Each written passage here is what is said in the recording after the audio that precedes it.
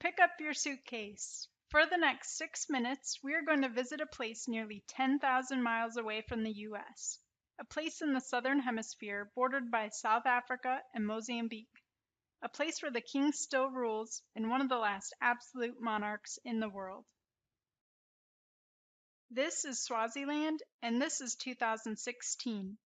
Swaziland is comparable in size to the state of New Jersey and boasts mountains, rivers, and wildlife. During the rest of this video, you will become familiar with life in this small nation and understand the challenges facing the Swazi people today. Swaziland has a rich culture with strong traditions. Music and dance are common at ceremonies and events, with the Sabaka dance as one of the most popular. Listen for a moment to the sound of this lively music and dance.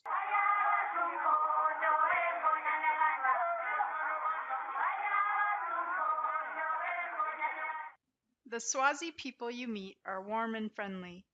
They speak Siswati as their first language, however many speak English as well. Many are religious, with Christianity as the predominant religion. The population of Swaziland is around 1.1 million, and the crime rate is low. Stepping further into Swazi villages, you see a mix of traditional beehive-type huts with thatched roofs, as well as more modern-type dwellings. Some homes have electricity and some do not. Most rural homes do not have running water inside, but rather a tap somewhere on the property.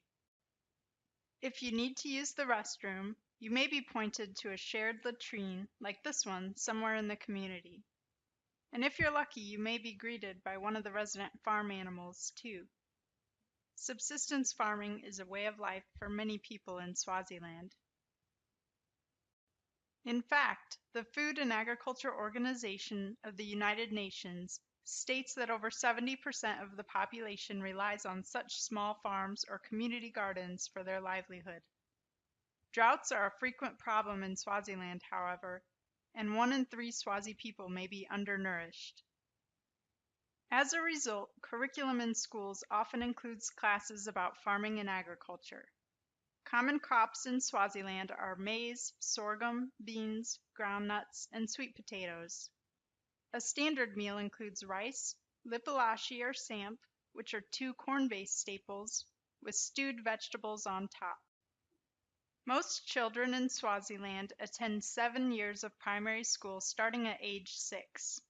Secondary school is designed for students aged 14 to 19. However, many drop out due to the cost and need to support the family. Outside the school, you see grandmothers, known as go-go's, making large vats of food under shelters. The food is to be given to the orphans and vulnerable children, or OVCs, of the community. Sadly, OVCs make up nearly half of the Swazi population under 18. Take a moment to think about that. Nearly half of the kids in Swaziland are orphaned or vulnerable to losing their parents. This is due in large part to the country's struggle with HIV/AIDS, which has been devastating the population since the 1990s. While the magnitude of the HIV crisis may not be immediately visible to visitors, the statistics are startling. Swaziland is known to have the highest prevalence of HIV in the world, where 27%, or nearly 1 in 3 people, are infected with HIV. To make matters worse, Swaziland also has the highest rate of tuberculosis, or TB, in the world. According to avert.org, 80% of those who have TB in Swaziland are also infected with HIV. Since TB can easily take over the weakened immune systems of those with HIV, the effects on the population are devastating. Life expectancy in Swaziland stands at a mere 49 years, one of the lowest in the world. The age group most affected by HIV are those currently in their 30s. While this age group should be playing a large role in the workforce and simultaneously raising a new generation, they are instead facing illness and death. Sadly, this is carving a hole near the center of the population, compounding the poverty rate, and inevitably leaving the greatest impact on children. Over a third of the Swazi population is under the age of 14, and many are being raised through the community rather than their parents.